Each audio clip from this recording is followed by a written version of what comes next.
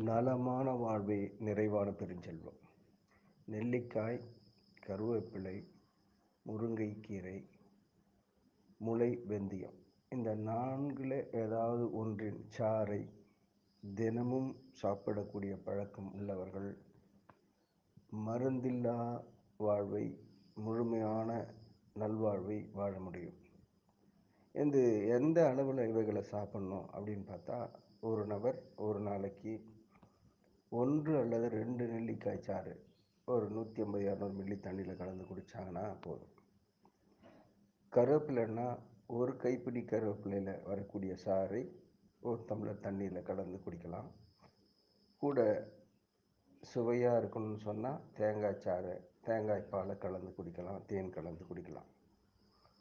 முருங்கை கீரை சாறு எவ்வளோ குடிக்கணும்னு சொன்னால், ஒரு நபர் ஒரு நாளைக்கு 1 ஸ்பூன் குடிக்கலாம் அல்லது 2 ஸ்பூன் சாப்பிட்லாம்.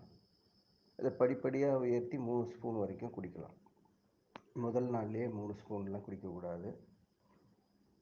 இந்த வெந்தயச்சாறு, முளை வெந்தயச்சாறு எவ்வளோன்னு சொன்னால், ஒரு கைப்பிடி முளை வெந்தயத்தை சாறு எடுத்து அதோட தண்ணீர் கலந்து குடிக்கலாம். இந்த 4ல் ஏதாவது ஒரு சாறை தினசரி சாப்பிடக்கூடிய பழக்கம் உள்ளவர்கள் முழுமையான நல்வாழ்வை, நிறைவான நல்வாழ்வை வாழ முடியும். அன்புடன், காஞ்சி முகிலன்.